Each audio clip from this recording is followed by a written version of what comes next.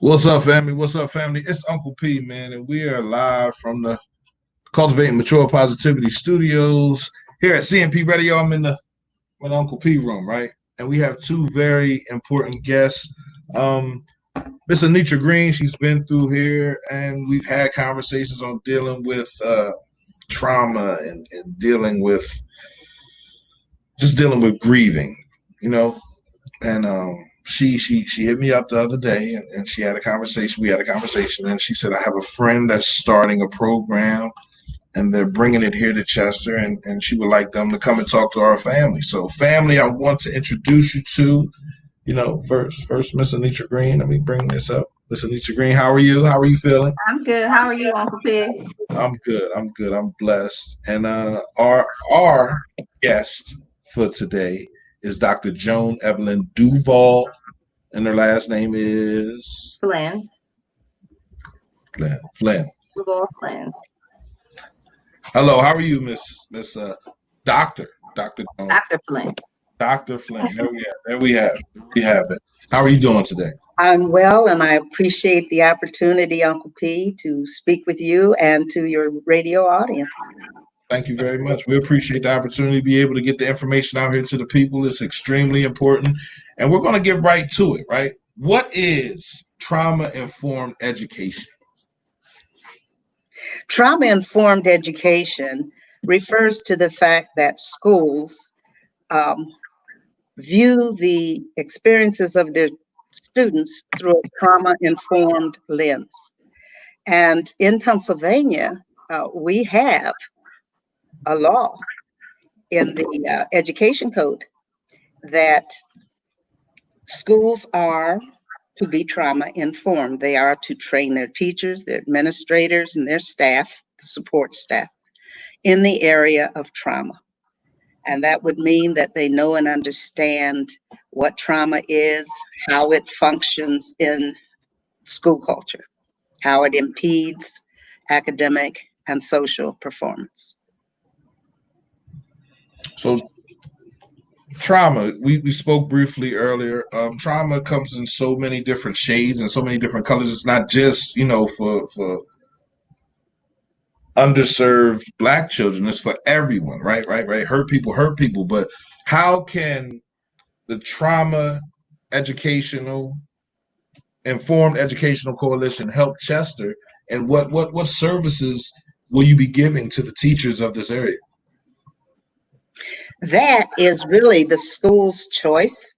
They must provide in-service to the school staff, faculty, administrators, whether or not Chester's Upland School District contacts the Trauma Informed Education Coalition for training sessions is up to that school district. But we don't just provide services to school districts. We provide services to any and all organizations or agencies that service children and their families. And we are happy to be able to invite them to contact us. You'll be showing our email address as the show goes along.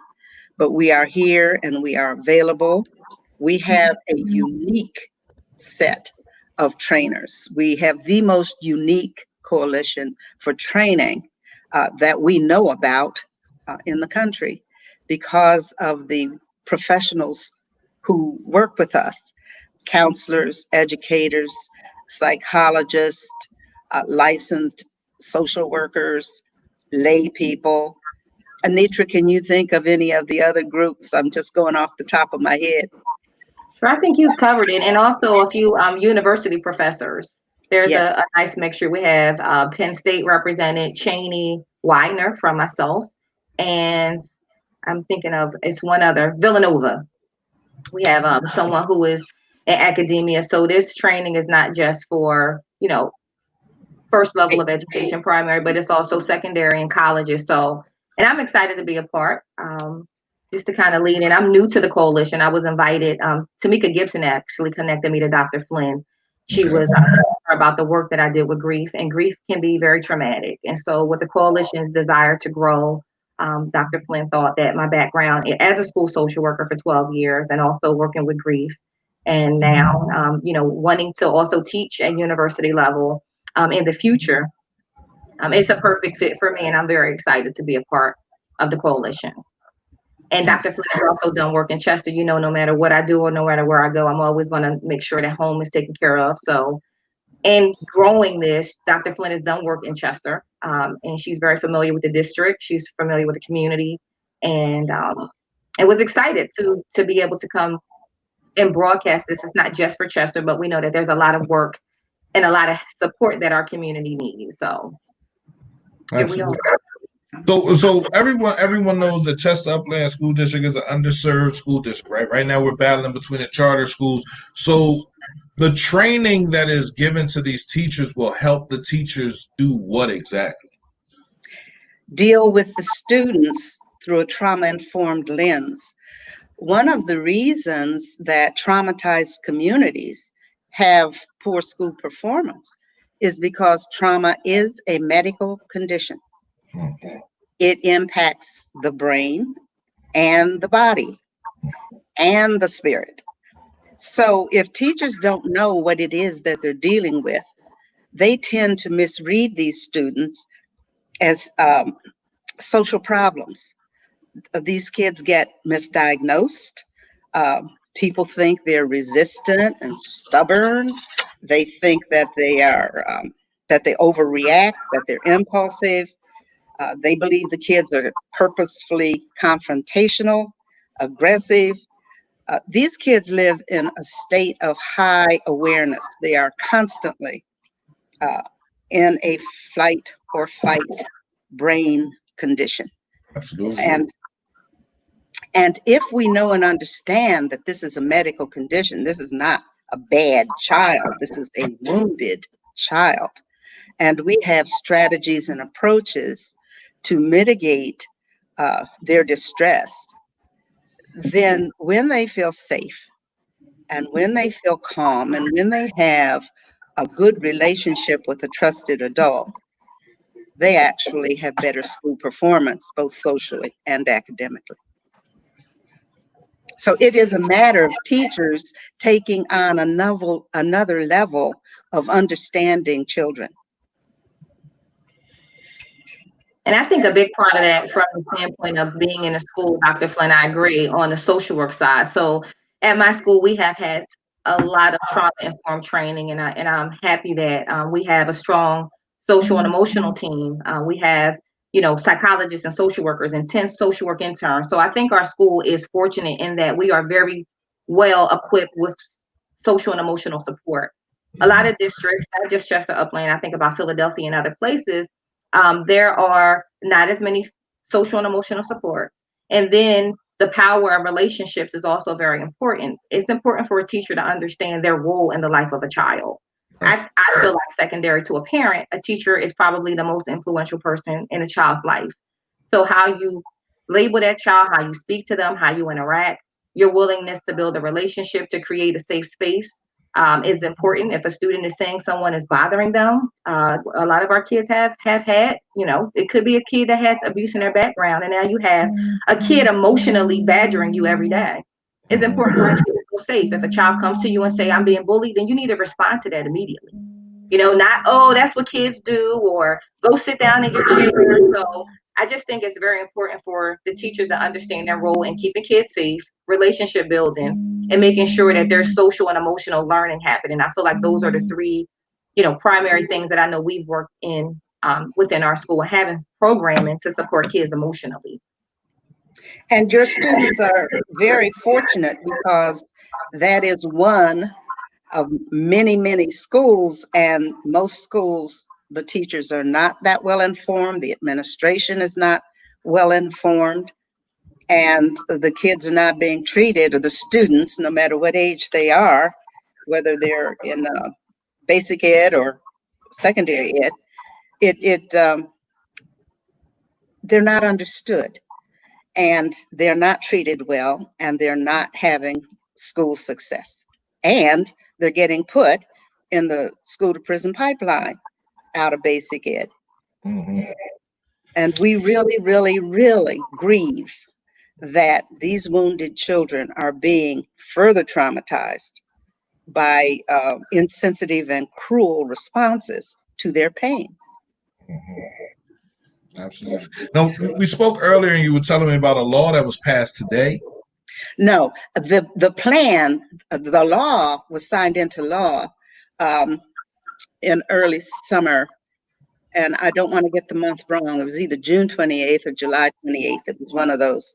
It's the Trauma Informed Initiative. Okay.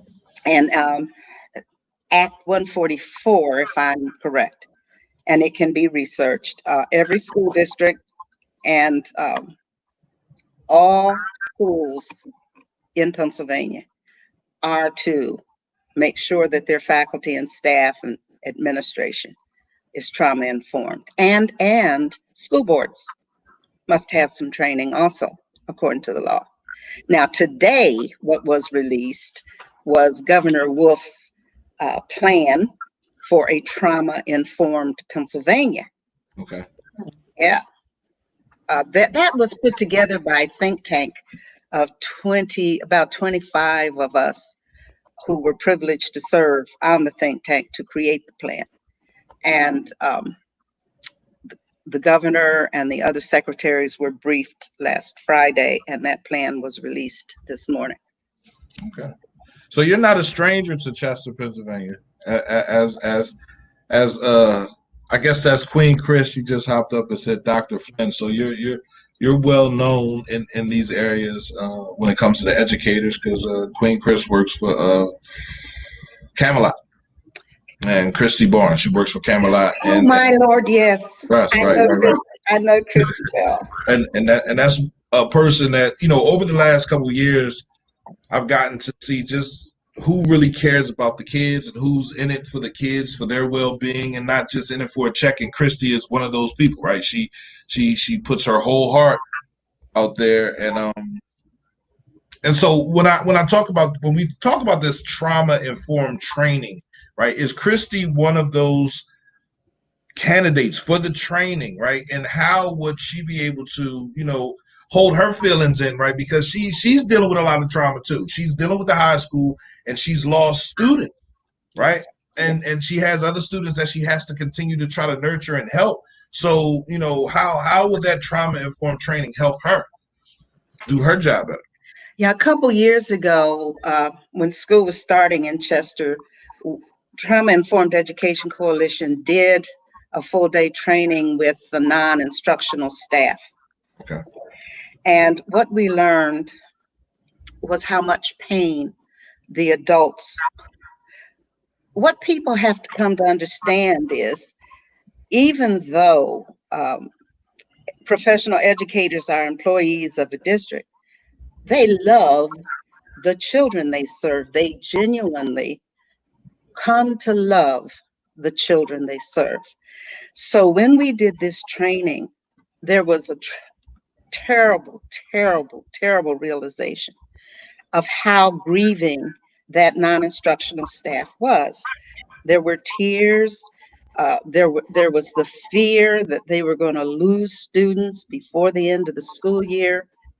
So what we do, we always make it plain to people prior to the beginning of the workshop that there has to be a safety plan for them during the workshop. And that safety plan is a set of behaviors that they're free to carry out to take care of themselves emotionally. They're free to leave the room. They're free to do other things that distract them from the direct training that's going on. And so we do what we can to protect them emotionally. Oh, there's someone that was there. Yeah. Oh, Christy was there.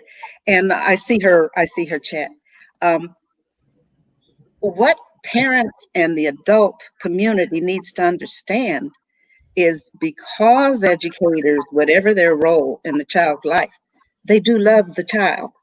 And so when that child is wounded or hurt, they feel the secondary trauma of that wound, and they carry that pain. It is one of the reasons why teacher burnout is so high, that secondary trauma. So when TIEC does training for districts, we bring all that into the conversation, and we do trainings on how educators who are carrying secondary trauma can relieve that trauma, mitigate that trauma, what they should be doing for themselves in their personal lives, so that they can carry on professionally with the children. I think this is extremely important. I want everybody out there. I don't know how we would. Do you have a contract currently with Chestnut Glen School District or No. no? No, we did that one training. We left some follow-up recommendations, but the district is free to contact us, and all organizations, Boys and Girls Clubs, YMCAs, all these organizations that service children and their families are invited to contact us for training. We don't just train educators. Okay. All right. I think that's important. But going through, I was trying to go through the website and read up on what exactly Trauma Informed Educational Coalition was. But I see this as everybody there isn't a handbook on everything, right? And everybody needs a way to build a relationship or a bridge to each other, right? And our children now, they're on an island, right? Where they feel as though every individual child is on their own island. And the teacher, to be in a room dealing with 30 to 34 kids, right, which is a crazy number, has to try to connect to each one of those islands individually. So, and when we go talk about teacher burnout, that's another reason why, right? She's dealing with a lot of children, he or she are dealing with a lot of children and trying to connect to each one of those children. So for TEIC, right? It's TEIC, right? TIEC, Trauma Informed Educational Coalition, right? Yeah. How do you connect the teachers outside of the schools to the kids? Is that in the program as well? There is a workshop on relationship. Okay. And it's best practice based and deeply informative and helpful. And the thing that a lot of people in the general public who've never been a teacher or in a group that services children and their families, they don't understand that relationship is actually a spiritual exchange. And to open yourself up to these children, for teachers who are human beings, sometimes you need some guidelines and ways to build relationship, the kinds of things. One of the things we say in TIEC is teachers are not therapists. So their role is to recognize trauma, refer the child into a helping lane of service, and to build resilience. And one of the things that builds resilience comes so naturally to teachers. I mean, just in the morning to smile and say good morning. Right. Lets that child know their human value and that you're glad to see them. This is so esoteric because it has to do with the human spirit, the human emotion, the human psychology.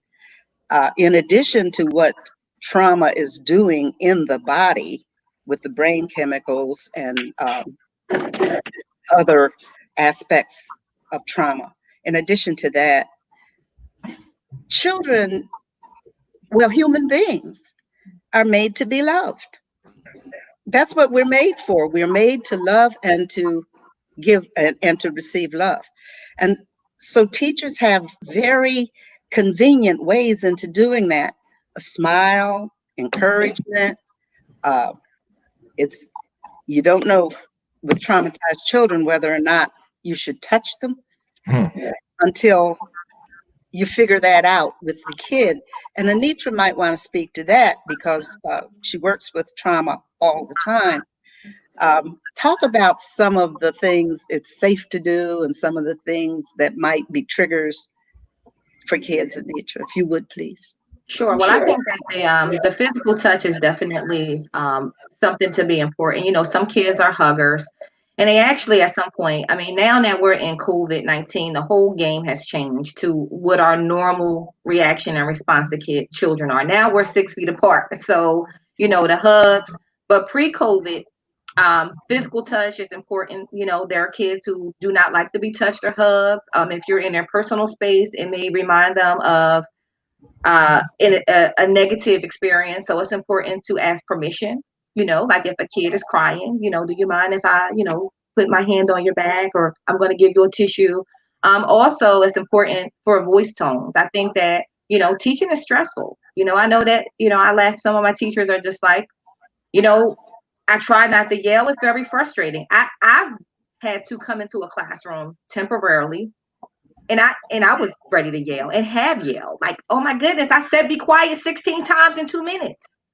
You know, it's very, so in our humanity, it's easy to do that, but we have to realize that our voice tone matters. For a kid that has been verbally aggressed or just abused, you know, that high pitched, loud sound could make a kid shut all the way down. So just being very aware of our physical proximity, voice tone, and even just like you said, taking the time to talk to a child, even as a school social worker. You know, even the kids that I don't personally have worked with per se in a therapy session, you know, I know kids, I know their families. I'm like, oh, I know your aunt. That's my classmate. How's your mom's new baby doing?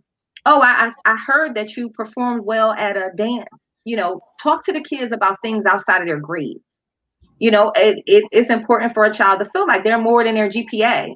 So, you know, ask them how they're doing. How was your summer? Good morning. Oh, I noticed that you got a haircut today. You know, I like your new haircut. I noticed you cut your dreads. Oh my goodness, when did you, you know, what made you do that? I think it's just important for kids to know that they're more than their grades. Their life is about more than school or, you know, what's written in a grade book. And I think that their relationships are powerful. I've noticed the teachers who have the stronger relationship with kids have less discipline issues, because when they know that you care about them genuinely, when they say that, you know, kids don't care what you know until they know that you care, that's really something that I think is very important. Kids know when you genuinely care about them, and then they know when you just want to say hello to them and get them started on their schoolwork. Right. So it's just important. So for me, I'm a very relational person with my kids. You know, I still talk to kids that have graduated. And it's not just because I'm a social worker that I'm social. Like, teachers have to understand they're more influential than I am. I feel like my role in the school is important, but the teacher is the superstar. What a school nurse is the superstar too. Yeah, yeah. Um, the teacher is really the superstar. So remember my first and second grade teachers. You do. You remember them. You want to be them. You put on your, you know, your shoes and you pretend that you're teddy bears or students. You know, Uncle Peter, I remember that. I had a couple kids. My daughter did that, and I have a couple kids that, you know, parents that said, "Yeah, I come in the room and my child is pretending to be their teacher with their stuffed animals." So I'm mentioning that because they're the superheroes. Right, absolutely. I went to Catholic school, so my experiences was different. My first and second grade teachers, but you know, they will leave a lasting impression on your life, teachers. And I think, do you think that trauma informed education has become more needed because of the teachers that are teaching in the area aren't from the area, right? They're not of the community anymore, or do you think that plays a part or not? It is not a deciding factor.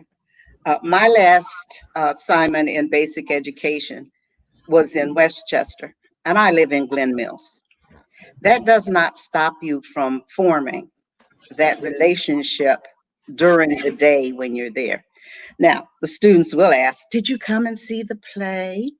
But if you explain, you know, I couldn't because my own children go to a different school district, that's part of relationship too. It's not just the relationship. Well, relationship is dynamic. It's not one way. They like to know those things that it's appropriate for a teacher to share about his or her own life. Kids like to know that. And just like we do well to really be interested in their life. And we have to understand that for some children and their families, you know, there are secrets. And so we have to be able to pick up what that child feels free to share with us. And when the guard goes up, because they're not allowed to talk about certain things outside the house. And we have to be tuned into that too. And then sometimes when we tune into that, we need to say, how deep is that secret? How serious is that secret? And then do what we can professionally to get them into a situation where that can be flushed out.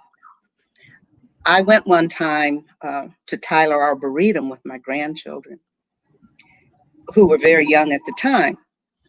And the young one, more precocious than the older, her older sister had a large, it was October. Her older sister had a larger personal pumpkin to carry than the little one, who had no concept of size, space, and weight.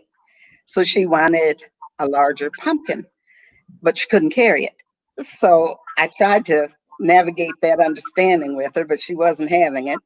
And so she raised Cain. I mean, she turned that place out. So I was in school on Monday in Westchester, and Tyler Arboretum's out here near Pencrest High School. So I was talking about my weekend. I took my granddaughter and this and that.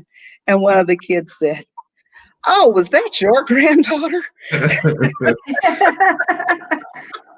So we are human beings in human community when we're in the classroom, when we're in a school building.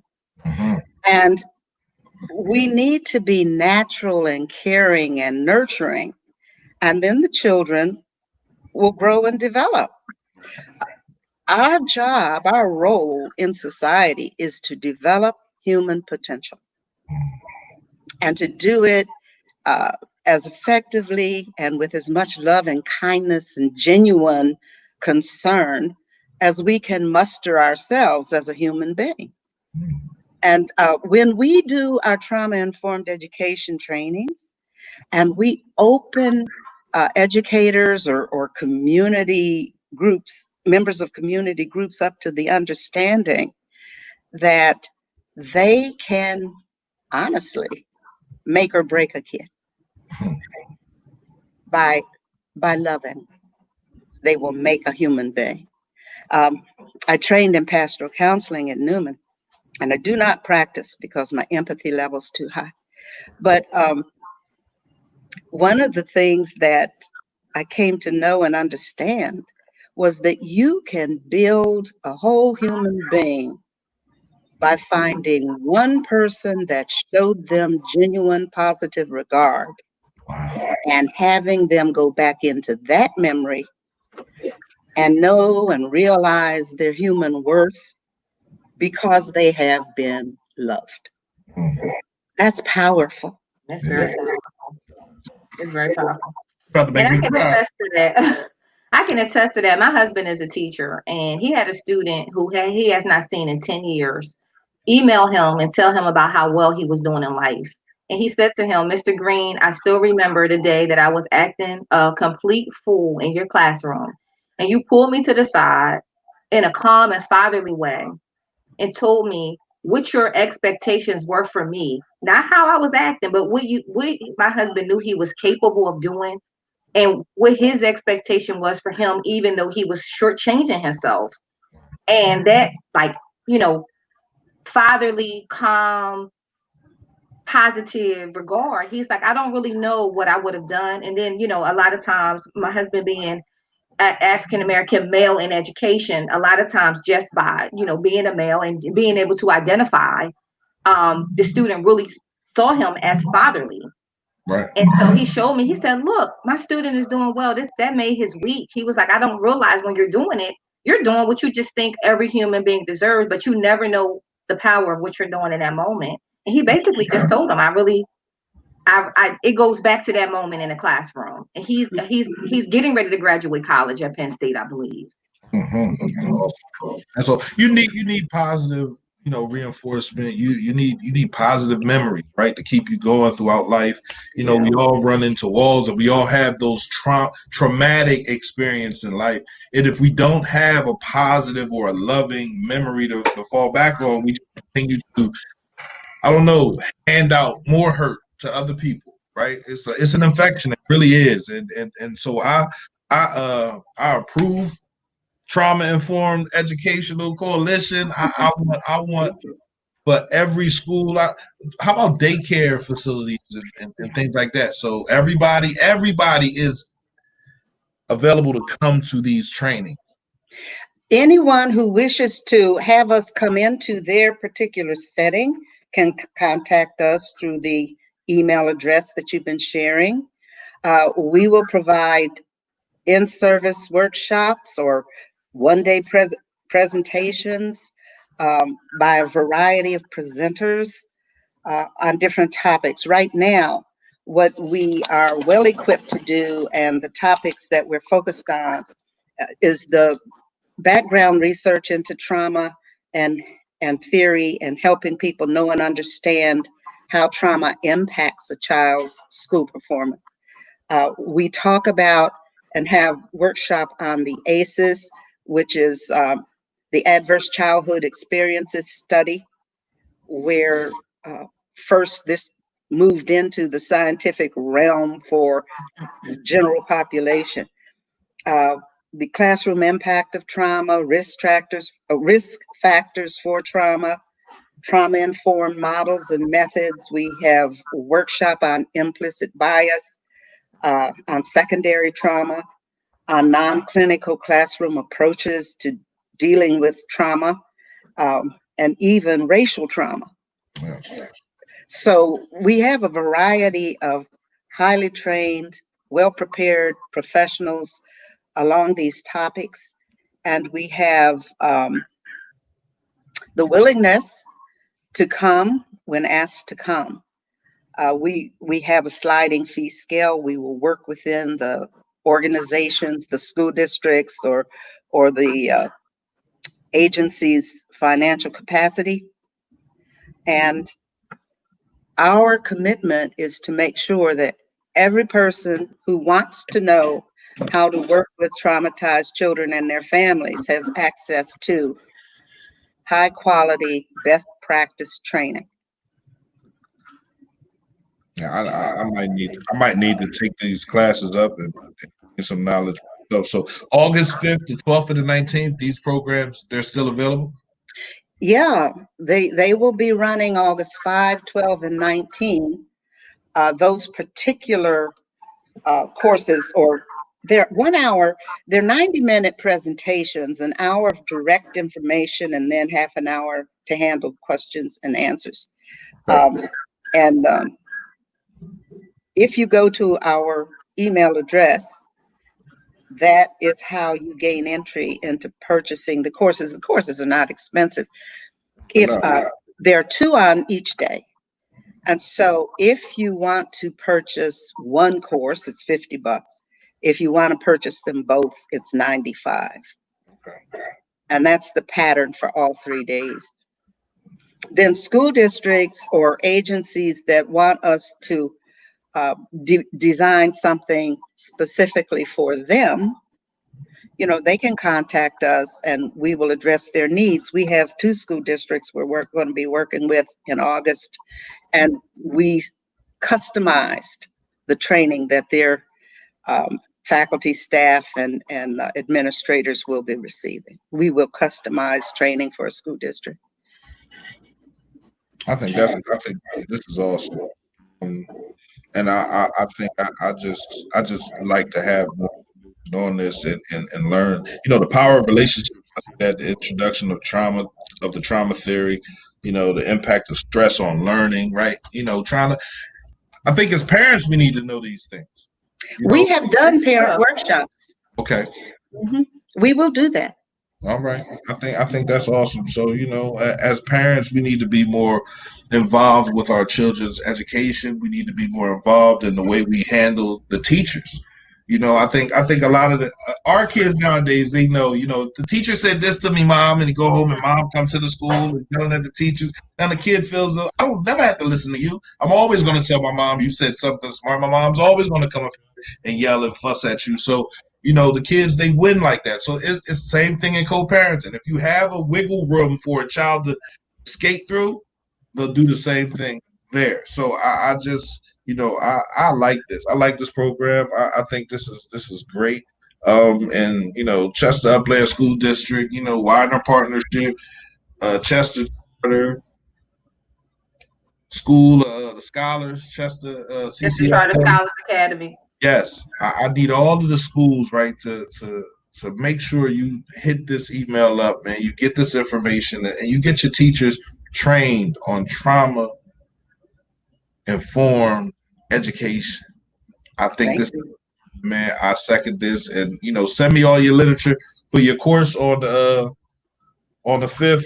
We'll promote it on the station. We'll put it up there. See if anybody else wants to join in. Regular parents, anybody can join this. Correct? Mm-hmm. I'll be there. I will for sure be there, and let's get involved, man. Let's get in tune. The CMP Radio. Anything else you guys want to say before we roll out? Well, I personally want to thank you so much for this opportunity to make the general public aware that we do exist. We are the only training organization of our kind. There are some social workers who do training, but they don't know the culture of school. Mm-hmm. We are a collection of people who have worked in schools. I spent 40 years in school, taught from preschool through graduate school. And the culture of school is unique, and Anitra can attest to that. There's no place outside of school that's like school. No place. And no place. And if you haven't been in there and you don't know and understand how it works, you really can't plan for it.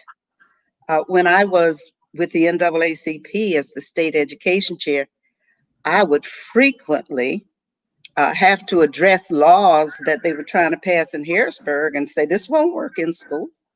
You can't set this calendar for school. Course selection is in February. You're talking about doing something in May. If you don't know the culture of school, you cannot plan for it. You have to plan with people who are educators. Absolutely. So, Queen Chris asked a question. Did you mention TEIC, your lobbying work in regards to making it a law to be trauma informed? I see that Christy was just asking if I had talked about the work I did as education chair for the NAACP for Pennsylvania on getting that law passed. And TIEC and the NAACP were instrumental. We worked on gathering the right kind of information for about 3 years. And we did a white paper, which got picked up by Senator Hughes, actually. And he had his staff draft this law. And it gained traction. And then when it went over to the House, State Rep Sappy, Christina Sappy, who had actually worked with us for a while in helping us know and understand how a law gets passed, what you have to do in the background. As the state rep, she walked that through the House, and that's how that bill became a law. We're forever grateful to both of them. Senator Hughes, Senator Brown from the Appropriations Committee, who got it out of appropriations and onto the floor, and State Representative Sappy, who walked it through the House. And it is going to change the lives of Pennsylvania's children, but the capacity has to be built through in-service training. And we believe at TIEC that we are the best agency or the best organization to do that, because we are educators and we have studied this. I first began to understand this back in the late 1980s when I had a class full of wounded children. And I knew I had never had a course in the teacher training program that really helped me understand how to work with them. The children were grieving, and see, trauma isn't always some horrific, violent event. Children grieve when they lose their grandparents. And as Anitra can tell you, and I've listened to some of her work on Grieving with Hope, your broadcast, Uncle P, that grief acts like it acts. It takes as long as it takes, and each individual does it their own way. And so there were children in the class. They had mothers with breast cancer, grandparents who died. Some were in alcoholic homes that were violent, just all kinds of stuff. And it is not by color. It is by human experience. And nearly every child in schools has experienced some sort of trauma. And some of it is greater and more debilitating than others. Trauma is a normal part of life. I heard you mention on the Grieving with Hope show, Uncle P, that you lost your dad when you were 12. Well, that stuff walks with a kid in deep and debilitating ways. Yeah, and we need to know what trauma is, how it behaves in the classroom, and the limited capacity of a teacher to mitigate it. What are the strong approaches a teacher can take, like relationship building, like referring the child instead of writing discipline slips? It's so important. And this bill will change the lives of millions of kids, or this law, actually. And good teacher in-service work. We also in that law got a provision that all programs that train teachers have got to have significant courses in trauma, so that these young people come into the field knowing what they're dealing with and how to approach it, as opposed to staying 2 years and running out of the profession because it overwhelms them. So we just appreciate you, Uncle P. Thank you for this. No, I appreciate you. Listen, you're doing the work. Like Queen Chris said, you've been making moves. Yes, So Dr. Flynn, it's my fault that I'm not more informed on this, and I have to start asking the questions. But I appreciate Miss Green for reaching out to me, and I appreciate us. Listen, we can continue this conversation as many times as you need to. You can, like the same thing I offered out to Nitra. You can have your own show where you talk about this and you give the information to the public yourself, right? Thank you. This is what it's about, right? Information passing, not holding on to it, not keeping it for ourselves, not hoarding it for ourselves, but passing on these moments of understanding, right? And bringing us together and bringing us closer, right? Everybody has, like you said, trauma. Everybody feels it. Everybody has had a moment of trauma in their life, right? But how do we get over it, deal with it, through grieving or through acting out? We have to begin to help our community grow and help it heal. So I want to thank you guys for stopping through and for seeing some value at cmpradio.net. And whenever, y'all family now, whenever, just hit me up and let me know. And you got it. And I have one closing remark, because I don't want people to think this is limited to Pennsylvania. If you're in Delaware, Maryland, New Jersey, DC, we don't want people to think this is a Pennsylvania-focused coalition. We are willing to, do interstate trainings. We want to see children across the country have trauma-informed schools. So I just wanted to add that. And Dr. Flynn, you are a trailblazer, and I'm honored to be a part of the coalition. And Uncle P, you as well. Thank you for having this platform that we can share this kind of information. Absolutely. Well, it's going to stay. It's not going anywhere. Like I said, anytime, just send me an email and we can do this anytime. All right. We're grateful to you. Look forward to working with you. Absolutely. Thank you, Dr. Flynn. Okay. Anitra, it was good seeing you again, as always, man.